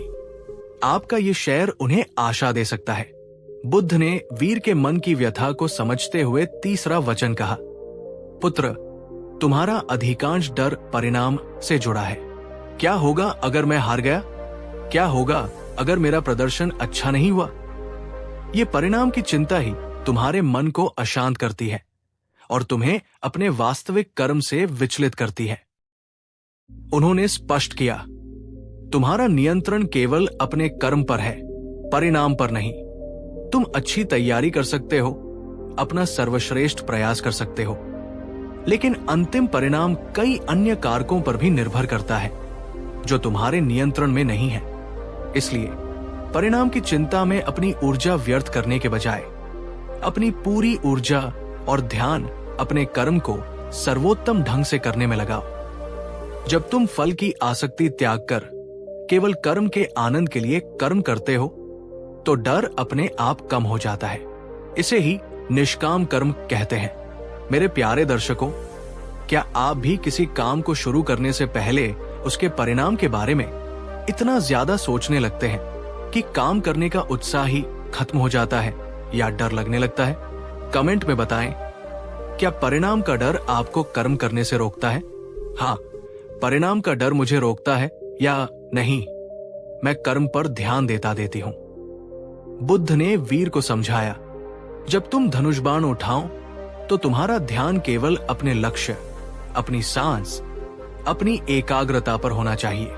जीत हार की चिंता को मन से निकाल दो। अपने अभ्यास का, अपनी कला का आनंद लो। जब तुम इस भाव से कर्म करोगे तो तुम्हारा प्रदर्शन स्वयं ही श्रेष्ठ होगा और डर तुम्हें छू भी नहीं पाएगा। प्रैक्टिकल उपाय, कोई भी महत्वपूर्ण कार्य करने से पहले 2 मिनट आंखें बंद करके खुद से कहें, मेरा काम अपना सर्वश्रेष्ठ प्रयास करना है, परिणाम जो भी हो मैं उसे स्वीकार करूंगी। अभी मेरा पूरा ध्यान केवल इस कार्य को अच्छे से करने पर है। यह आपको वर्तमान में लाएगा और परिणाम के बोझ से मुक्त करेगा। दोस्तों, अगर आप भी मानते हैं कि कर्म पर ध्यान केंद्रित करना ही सफलता और निर्भयता की कुंजी है तो कमेंट में लिखिए, मैं कर्मयोगी बनूंगी, परिणाम की चिंता नहीं करूंगी। ये संकल्प आपके जीवन में एक बड़ा बदलाव ला सकता है। बुद्ध ने वीर को एक अत्यंत महत्वपूर्ण और व्यावहारिक सूत्र बताते हुए कहा, वीर, जब भी भय या घबराहट महसूस हो तो तुम्हारा सबसे शक्तिशाली अस्त्र तुम्हारी अपनी श्वास है। भय के समय हमारी श्वास छोटी और तेज हो जाती है, जिससे मन और अशांत होता है। यदि तुम अपनी श्वास को नियंत्रित कर लो तो तुम अपने मन और अपनी भावनाओं को भी नियंत्रित कर सकते हो। उन्होंने आगे कहा, जब डर लगे तो रुक जाओ, कुछ गहरी, धीमी और लयबद्ध सांसें लो। हर आती जाती सांस के प्रति सजग हो जाओ। अपनी नाभि तक सांस को महसूस करो। ये सरल सा अभ्यास तुम्हारे तंत्रिका तंत्र को शांत करेगा, हृदय गति को सामान्य करेगा और तुम्हारे मन को वर्तमान क्षण में स्थिर कर देगा। श्वास शरीर और मन के बीच का सेतु है। श्वास को साधने से मन सधता है और सधा हुआ मन भय से मुक्त होता है। एक महत्वपूर्ण सवाल आप सभी से, क्या आपने कभी तनाव या डर के समय अपनी सांसों पर ध्यान देने की कोशिश की है? क्या आपने महसूस किया है कि गहरी सांस लेने से आपको कुछ शांति मिलती है? अपना अनुभव नीचे कमेंट में साझा करें। इससे दूसरों को भी इस सरल तकनीक की शक्ति का पता चलेगा। बुद्ध ने वीर की आंखों में देखते हुए कहा, प्रतियोगिता से पहले या जब भी तुम्हें लगे कि डर हावी हो रहा है, कुछ मिनट एकांत में बैठकर आनापानसती श्वास पर ध्यान का अभ्यास करना। ये तुम्हें अद्भुत मानसिक शक्ति और शांति प्रदान करेगा। प्रैक्टिकल उपाय, प्रतिदिन 5 से 10 मिनट माइंडफुल ब्रीदिंग का अभ्यास करें। शांत जगह पर आराम से बैठें, आंखें बंद कर लें। अपना पूरा ध्यान अपनी नाक से अंदर आती और बाहर जाती सांस पर लगाएं। सांस को बदलने की कोशिश न करें, बस उसे देखें। जब मन भटके तो धीरे से उसे वापस सांस पर ले आएं। ये अभ्यास नियमित रूप से करने पर डर और चिंता को कम करने में चमत्कारिक रूप से प्रभावी है। दोस्तों, अगर आप बुद्ध के इस श्वास द्वारा भय पर विजय वाले सिद्धांत की शक्ति को पहचानते हैं और इसे अपने जीवन में अपनाने का संकल्प लेते हैं, तो इस वीडियो को जोर से लाइक करें और कमेंट में लिखें, मेरी श्वास मेरी शक्ति। और हाँ, इसे अपने उस दोस्त को जरूर शेयर करें जो अक्सर एंजाइटी या पैनिक अटैक से परेशान रहता है। बुद्ध ने अपने अंतिम और निर्णायक वचन में कहा, वीर, भय से भागने से भय और बढ़ता है। जिस चीज से तुम डरते हो, जब तक तुम उसका सामना नहीं करोगे, वो तुम्हें हमेशा सताती रहेगी। भय पर विजय पाने का एकमात्र निश्चित तरीका है उसका सामना करना, उससे आंख मिलाना। उन्होंने समझाया, कर्म ही भय की सबसे बड़ी औषधि है। जब तुम डर के बावजूद कर्म करने का साहस दिखाते हो, तो तुम्हारा आत्मविश्वास बढ़ता है और डर छोटा लगने लगता है। पहला कदम उठाना सबसे कठिन होता है, लेकिन एक बार जब तुम चल पड़ते हो, तो रास्ता अपने आप बनता जाता है। सोचो मत कि तुम नहीं कर सकते, बस शुरू कर दो। छोटी शुरुआत करो, लेकिन करो जरूर। हर छोटा कदम तुम्हारे डर को थोड़ा और कम करेगा।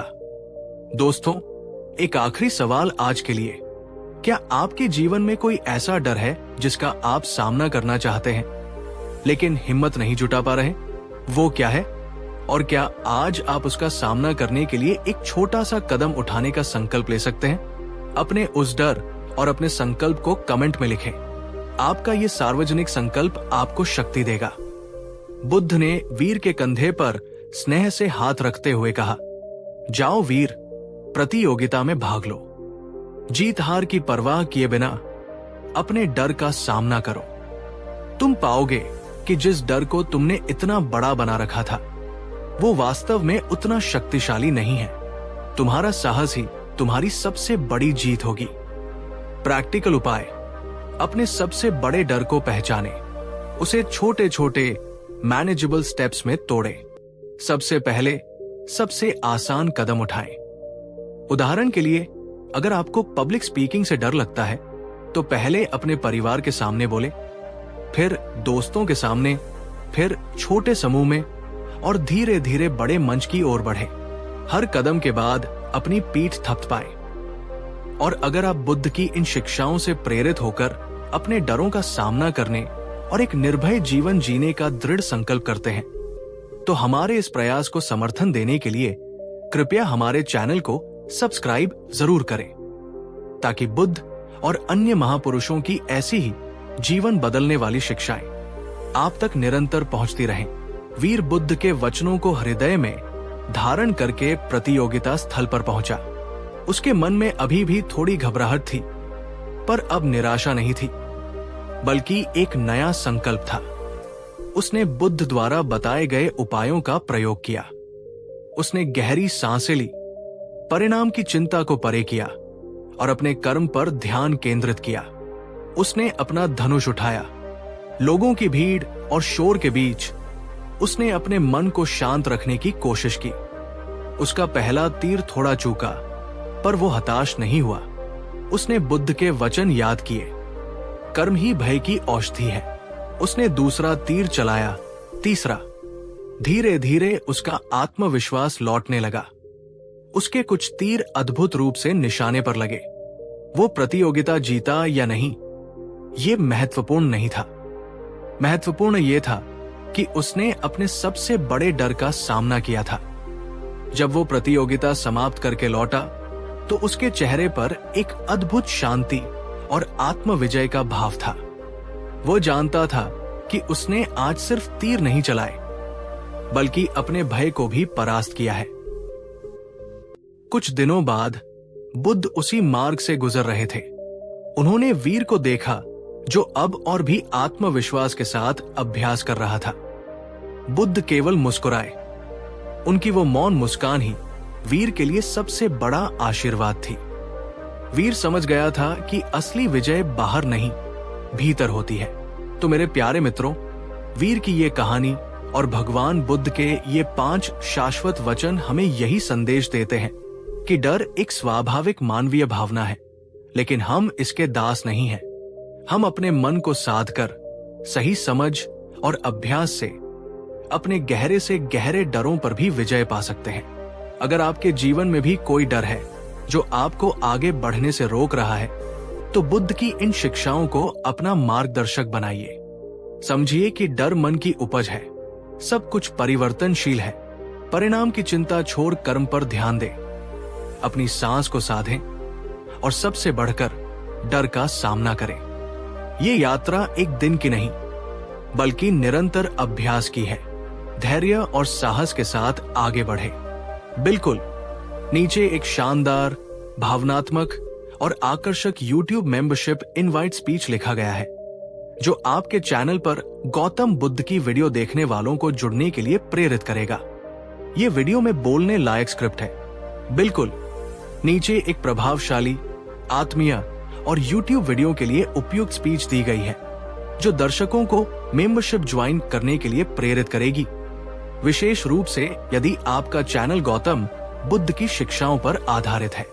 अगर आप गौतम बुद्ध की गहराई से भरी शिक्षाओं को पसंद करते हैं, अगर आप हर उस कहानी को सुनना चाहते हैं जो जीवन को बदलने की ताकत रखती है, तो आज मैं आपके लिए एक खास अवसर लेकर आया हूं। अब से हर रविवार मैं सिर्फ मेंबर्स के लिए एक एक्सक्लूसिव वीडियो लेकर आऊंगा। ऐसी कहानियां जो कहीं और नहीं मिलेंगी, ऐसी बुद्ध वानियां जो आत्मा को छू जाएंगी, और ऐसे ध्यानपूर्ण विचार जो मन को शांति दे। इसलिए अगर आप सच में इन अनुभवों का हिस्सा बनना चाहते हैं, तो अभी मेंबरशिप ज्वाइन करें। ये सिर्फ एक बटन है, लेकिन आपके और शांति के बीच की दूरी को मिटा सकता है। मेंबर बनिए। हर रविवार को बुद्ध के और भी करीब आइए। आपका साथ मेरे लिए बहुत कीमती है। धन्यवाद। अगर भगवान बुद्ध के इन वचनों और वीर की कहानी ने आपके भीतर एक नई उम्मीद जगाई है, अगर आपको अपने डर से लड़ने की शक्ति महसूस हुई है, तो इस वीडियो को एक जोरदार लाइक देना तो बनता ही है, और नीचे कमेंट में हमें जरूर बताइए बुद्ध का कौन सा वचन आपको अपने डर का सामना करने के लिए सबसे अधिक प्रेरित कर रहा है, और आप उसे कैसे अपने जीवन में उतारेंगे। और हाँ, इस सकारात्मक ऊर्जा को दूसरों तक भी पहुंचाइए। इस वीडियो को अपने उन सभी दोस्तों, प्रियजनों और परिवार के सदस्यों के साथ शेयर अवश्य करिए जो किसी न किसी डर से जूझ रहे हैं, जिन्हें थोड़ी सी हिम्मत और सही मार्गदर्शन की आवश्यकता है। आपका एक शेयर किसी की जिंदगी में निर्भयता का दीपक जला सकता है। यदि आप जीवन को गहराई से समझने और सकारात्मक दिशा देने वाले ऐसे ही प्रेरणादायक वीडियो नियमित रूप से देखना चाहते हैं, तो हमारे चैनल, आपके चैनल का नाम को सब्सक्राइब करना न भूलें, और नोटिफिकेशन के लिए उस घंटी वाले आइकॉन को भी जरूर दबा दें। जाने से पहले मेरा आपसे एक और शायद सबसे महत्वपूर्ण सवाल। आज इस क्षण बुद्ध की शिक्षाओं से प्रेरणा लेकर आप अपने किस एक डर का सामना करने के लिए कौन सा एक छोटा सा पहला कदम उठाने का संकल्प लेते हैं? नीचे कमेंट बॉक्स में अपना वो पहला साहसिक कदम लिखिए। आपका ये संकल्प ही आपकी विजय की शुरुआत होगा। याद रखिए, आप जितना सोचते हैं उससे कहीं ज्यादा शक्तिशाली है। आपके भीतर हर डर को जीतने का साहस मौजूद है। अपने भीतर के बुद्ध को जगाइए और निर्भय होकर जीवन का आनंद लीजिए। अगले वीडियो में एक नई जीवन दृष्टि के साथ फिर मिलेंगे। तब तक अपना ध्यान रखिए और साहसी बने रहिए। धन्यवाद। कहानी 4। जो हुआ वो एक सपना था, चला गया। जो होगा वो एक कल्पना है, अभी आया नहीं। और इन दोनों के बीच एक छोटा सा अनमोल सा क्षण है जिसे हम अब कहते हैं। यही जीवन है, यही सत्य है। नमस्कार मेरे प्यारे आत्मिक साथियों, एक बार फिर आपका हृदय से स्वागत है हमारे चैनल पर, जहां हम मिलकर जीवन के उन गहरे सत्यों को छूने का प्रयास करते हैं जो हमें सच्ची शांति और आनंद की ओर ले जा सकते हैं। आज हम एक ऐसी शिक्षा पर गोता लगाने वाले हैं जो शायद आज के इस भागदौड़ भरे तनावपूर्ण युग में सबसे अधिक प्रासंगिक है। एक ऐसी शिक्षा जो हजारों साल पहले भगवान गौतम बुद्ध ने हमें दी और जिसने अनगिनत भटकती हुई आत्माओं को चिंता, भय और पछतावे के अंतहीन चक्र से निकालकर वर्तमान क्षण की सुंदरता और शक्ति का अनुभव कराया। वो शिक्षा है, जो हुआ उसे जाने दो, जो होगा उसकी व्यर्थ चिंता मत करो। केवल वर्तमान क्षण में जियो, क्योंकि यही एकमात्र वास्तविकता है। ये सुनने में कितना सरल लगता है ना? पर क्या हम इसे अपने जीवन में उतार पाते हैं? इस वीडियो को अंत तक देखिएगा, क्योंकि आज हम न केवल इस शिक्षा के गहरे अर्थ को समझेंगे, बल्कि बुद्ध द्वारा बताए गए उन व्यावहारिक तरीकों को भी जानेंगे जिनसे हम अतीत के बोझ और भविष्य की चिंता से मुक्त होकर वर्तमान के इस अद्भुत उपहार को पूरी तरह जी सकें। तो चलिए, अपने मन को शांत करके इस आत्मरूपांतरण की यात्रा पर मेरे साथ चलिए। दोस्तों, मैं आपसे एक बहुत ही व्यक्तिगत सवाल पूछना चाहता हूं। क्या आपने कभी किसी रात अपनी आरामदायक रजाई में भी नींद में सिर्फ इसलिए करवटें बदली हैं क्योंकि आपके दिमाग में कल की कोई अनिश्चितता घूम रही थी? कोई मीटिंग, कोई परीक्षा, कोई परिणाम, या बस एक अनजाना सा डर कि कल क्या होगा? या फिर क्या आज भी इस क्षण में आपके मन के किसी कोने में किसी ऐसी पुरानी गलती, किसी ऐसे पुराने निर्णय या किसी ऐसी अधूरी बात का पछतावा दबा हुआ है जो बरसों पहले हुई थी और जिसे आप जानते हैं कि अब बदला नहीं जा सकता? अगर आपका जवाब हाँ है, तो यकीन मानिए, आप इस दुनिया में अकेले नहीं हैं। हम में से अधिकांश लोग जाने अनजाने हर रोज, हर पल या तो अपने अतीत की कब्रों में भटकते रहते हैं या अपने भविष्य के काल्पनिक बादलों में खोए रहते हैं। और इस अंतहीन यात्रा में जो सबसे कीमती खजाना हमारे हाथ से छूट जाता है, वो है हमारा वर्तमान क्षण, हमारा ये अभी। भगवान बुद्ध ने इस मानवीय त्रासदी को बहुत गहराई से समझा था। उन्होंने कहा, अतीत के लिए शोक करना और भविष्य के लिए अत्यधिक चिंतित होना, ये दो ऐसे चोर हैं जो तुम्हारे वर्तमान की शांति और आनंद को चुरा लेते हैं। पछतावा तुम्हारे अतीत को नहीं बदल सकता और चिंता तुम्हारे भविष्य को सुरक्षित नहीं कर सकती, लेकिन ये दोनों मिलकर तुम्हारे आज को, तुम्हारे इस अनमोल वर्तमान को जरूर नष्ट कर देते हैं। ये कितना बड़ा सत्य है। हम अक्सर अपने मन को एक ऐसी टाइम मशीन बना लेते हैं जो या तो हमें पीछे ले जाकर उन्हीं पुरानी घटनाओं को बार बार जीने पर मजबूर करती है, या आगे ले जाकर उन अनिश्चितताओं से डराती है जिनका अभी कोई अस्तित्व ही नहीं है। दोस्तों, अगर आप भी ये मानते हैं कि वर्तमान में जीना ही सच्ची आजादी है और आप इस आजादी को पाना चाहते हैं, तो इस वीडियो को अभी एक लाइक कर दीजिए।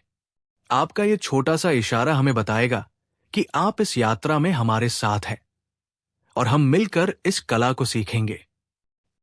बहुत समय पहले की बात है। एक युवक, जिसका नाम शायद विमल रहा होगा, बुद्ध के पास आया। उसकी आंखों में एक अजीब सी उदासी और भय था। उसके माथे पर चिंता की गहरी लकीरें खिंची हुई थी, जैसे उसने बरसों से चैन की नींद न ली हो।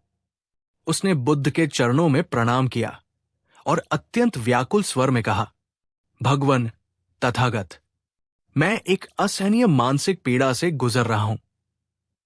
मेरा मन शांत नहीं रहता। या तो वो अतीत की बुरी यादों, मेरी गलतियों, मेरे नुकसानों में उलझा रहता है और मुझे ग्लानि और दुख से भर देता है, या फिर वो भविष्य की अनगिनत आशंकाओं में खोया रहता है। क्या होगा अगर मैं असफल हो गया? क्या होगा अगर मेरे प्रियजन मुझसे दूर हो गए? क्या होगा अगर कोई अनहोनी हो गई? मैं न तो अपने अतीत को भूल पा रहा हूं, न ही भविष्य की चिंता से मुक्त हो पा रहा हूं। इस निरंतर द्वंद्व ने मेरा जीना दूभर कर दिया है। कृपा करके मुझे कोई ऐसा मार्ग बताएं जिससे ये मानसिक पीड़ा मिट जाए और मैं शांति से जी सकूं। बुद्ध ने उस युवक की ओर अत्यंत करुणा और स्नेह से देखा। वे उसके मन की स्थिति को भली भांति समझ रहे थे। वे कुछ देर मौन रहे और फिर मंद मंद मुस्कुराए। उन्होंने युवक को अपने पास बैठने का इशारा किया और अत्यंत शांत स्वर में कहा, वत्स विमल, तुम्हारी पीड़ा का कारण तुम्हारे अतीत या भविष्य में नहीं, बल्कि तुम्हारे मन के उनसे जुड़े रहने में है। चलो, मैं तुम्हें एक छोटा सा प्रयोग दिखाता हूं। बुद्ध ने विमल से कहा, जाओ, पास की नदी से एक मिट्टी का घड़ा पानी से भरकर लाओ और साथ ही एक बड़ा सा भारी पत्थर भी ले आओ। विमल ने आश्चर्य से बुद्ध की ओर देखा, पर बिना कोई प्रश्न किए उनकी आज्ञा का पालन किया। वो पानी से भरा घड़ा और एक भारी पत्थर ले आया। बुद्ध ने कहा, अब इस पत्थर को पानी से भरे इस घड़े में डाल दो। विमल ने वैसा ही किया। पत्थर घड़े में गिरते ही पानी थोड़ा छलक गया। फिर बुद्ध बोले, अब वत्स, तुम इस पत्थर को अपने हाथ से पकड़कर पानी की सतह पर या घड़े के बीच में तैराने की कोशिश करो। इसे डूबने मत देना। विमल ने प्रयास किया। उसने पत्थर को पानी में डुबोकर पकड़े रखा, उसे सतह पर लाने की कोशिश की, पर जैसे ही वो अपना हाथ थोड़ा ढीला करता या पत्थर को छोड़ने का प्रयास करता, वो भारी पत्थर तुरंत घड़े की तली में जाकर बैठ जाता। वो जितनी देर पत्थर को ऊपर रखने की कोशिश करता, उसके हाथ में उतना ही दर्द और तनाव बढ़ता जाता। कुछ देर बाद जब विमल थक गया तो बुद्ध ने कहा, अब पत्थर को छोड़ दो, उसे अपने भाग्य पर, पानी के स्वभाव पर छोड़ दो। विमल ने पत्थर को छोड़ दिया और वो तुरंत घड़े की तली में जाकर शांति से बैठ गया। पानी भी धीरे धीरे स्थिर हो गया। तब बुद्ध ने विमल की ओर देखकर कहा, वत्स, देखो और समझो, ये घड़ा तुम्हारे मन के समान है और ये पानी तुम्हारे जीवन की धारा। तुम्हारा अतीत और तुम्हारा भविष्य दोनों ही इस भारी पत्थर की तरह है। जब तक तुम उन्हें अपने मन की सतह पर, अपनी चेतना में जबरदस्ती पकड़कर रखने की कोशिश करते रहोगे, तब तक तुम्हारा मन भी इसी तरह अशांत, बोझिल और थका हुआ रहेगा। तुम जितनी अधिक ऊर्जा उन्हें पकड़े रहने में लगाओगे, उतनी ही अधिक पीड़ा और तनाव का अनुभव करोगे। लेकिन वत्स, जिस क्षण तुम उन्हें जाने देने का, उन्हें छोड़ देने का निर्णय लेते हो, जैसे तुमने इस पत्थर को छोड़ा, वे अपने आप अपने स्थान पर अपने स्वभाव के अनुसार शांत हो जाते हैं।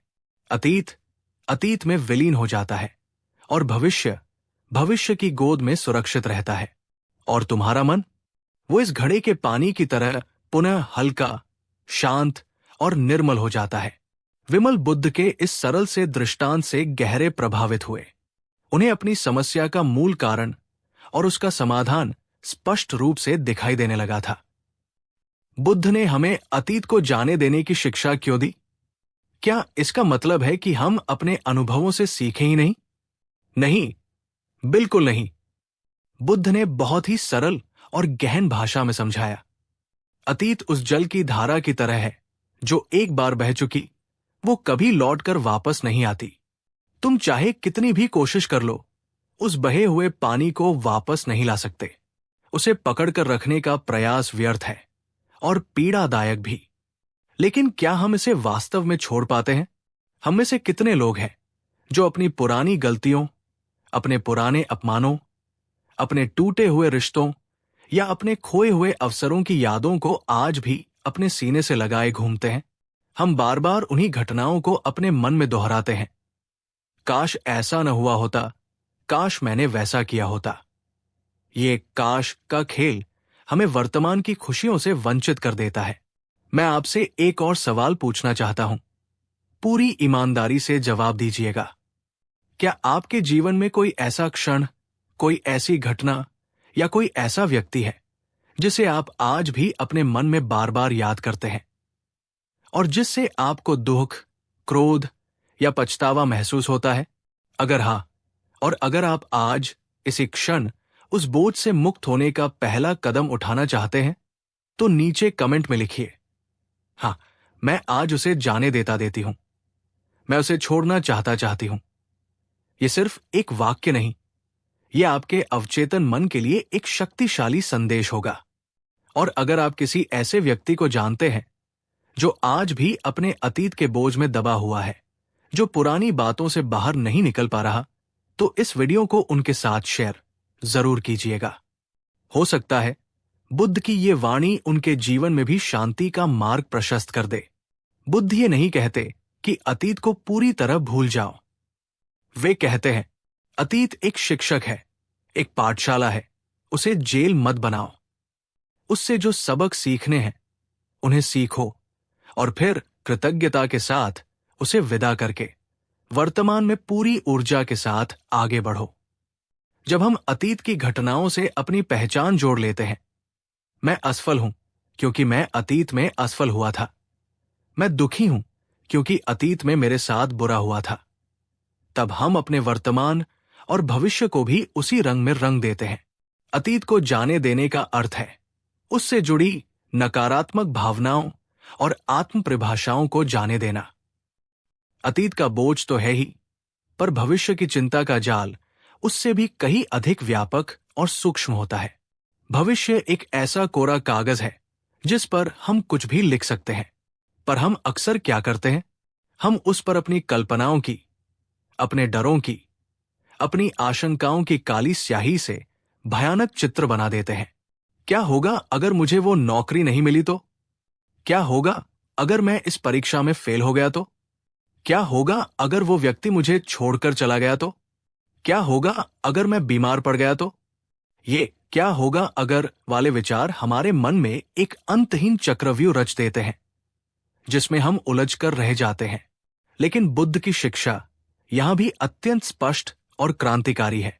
भविष्य की अत्यधिक और व्यर्थ चिंता तुम्हारे वर्तमान की ऊर्जा और शांति को नष्ट कर देती है। और जब तुम्हारा वर्तमान ही नष्ट हो जाता है, जब तुम आज ही अशांत और निष्क्रिय हो जाते हो, तो तुम्हारा आने वाला कल भला कैसे उज्जवल और सुरक्षित हो सकता है?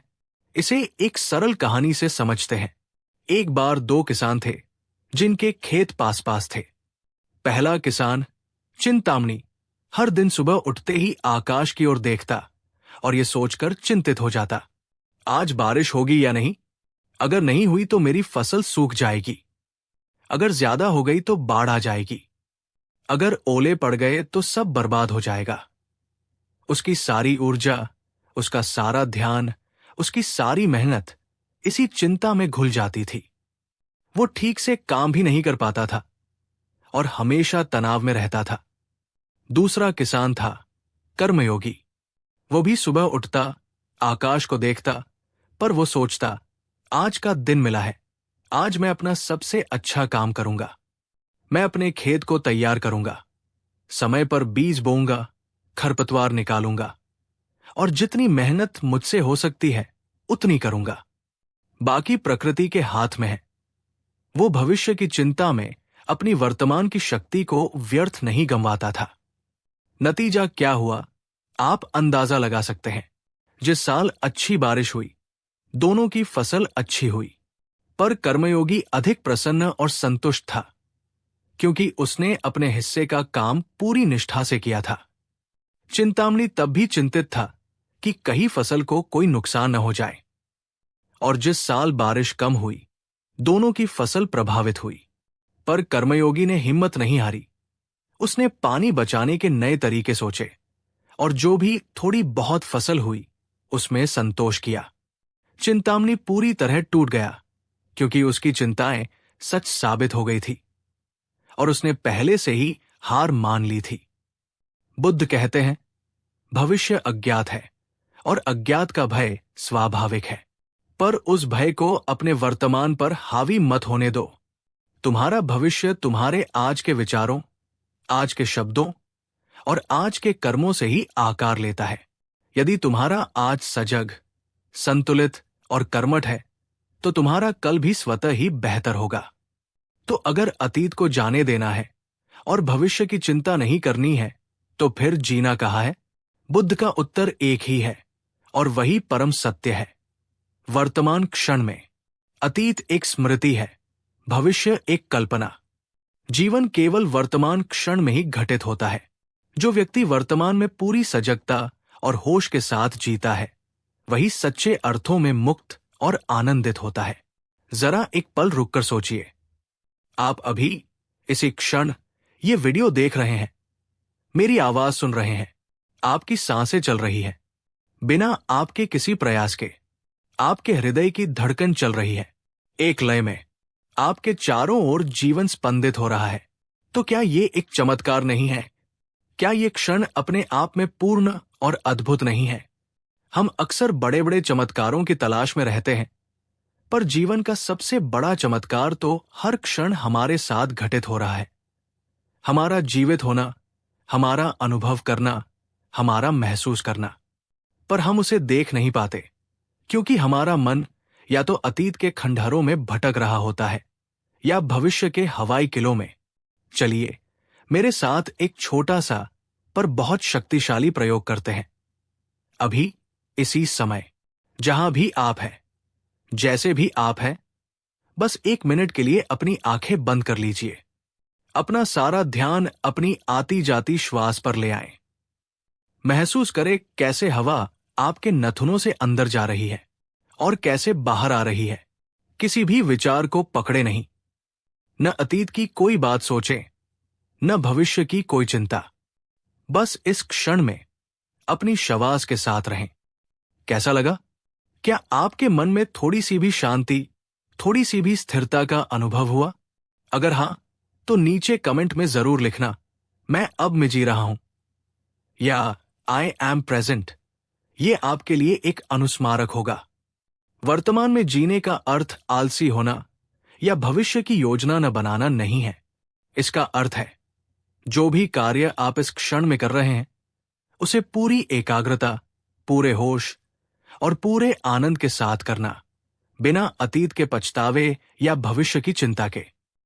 बुद्ध ने अतीत के बोझ और भविष्य की चिंता से मुक्त होकर वर्तमान में जीने की कला सिखाने के लिए जो सबसे शक्तिशाली उपकरण हमें दिया वो है ध्यान, मेडिटेशन। ध्यान कोई रहस्यमय क्रिया नहीं है। नहीं, ये केवल साधु सन्यासियों के लिए है। ये मन को प्रशिक्षित करने का एक वैज्ञानिक तरीका है जिससे वो अतीत और भविष्य की व्यर्थ यात्राओं से लौटकर वर्तमान क्षण में स्थिर होना सीखता है। बुद्ध के अनुसार ध्यान का अर्थ है विचारों की अंतहीन दौड़ को रोकना नहीं, बल्कि उन विचारों के प्रति सजग हो जाना, उन्हें देखना और उनसे अपनी पहचान न जोड़ना। ध्यान का अर्थ है मन का साक्षी बन जाना। जो हो रहा है उसे बिना किसी राग या द्वेष के, बिना किसी प्रतिक्रिया के बस देखना। जब हम नियमित रूप से ध्यान का अभ्यास करते हैं तो क्या होता है?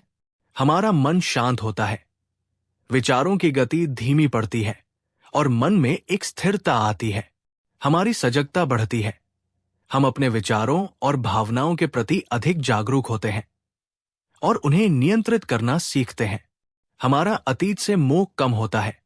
हम पुरानी घटनाओं को भावनाओं के चश्मे से देखना बंद कर देते हैं और उनसे सबक लेकर आगे बढ़ते हैं। हमारी भविष्य की चिंता कम होती है। हम ये समझते हैं कि भविष्य हमारे वर्तमान कर्मों पर निर्भर है और हम अपने आज पर ध्यान केंद्रित करते हैं। हम वर्तमान क्षण का आनंद लेना सीखते हैं। जीवन की छोटी छोटी खुशियां हमें दिखाई देने लगती है। आप भी इस अद्भुत उपकरण का लाभ उठा सकते हैं।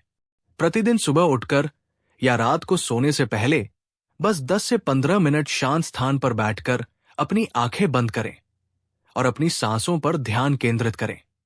जब भी मन भटके, और वो भटकेगा ही, तो उसे प्यार से बिना किसी झूंझलाहट के वापस अपनी सांसों पर ले आएं।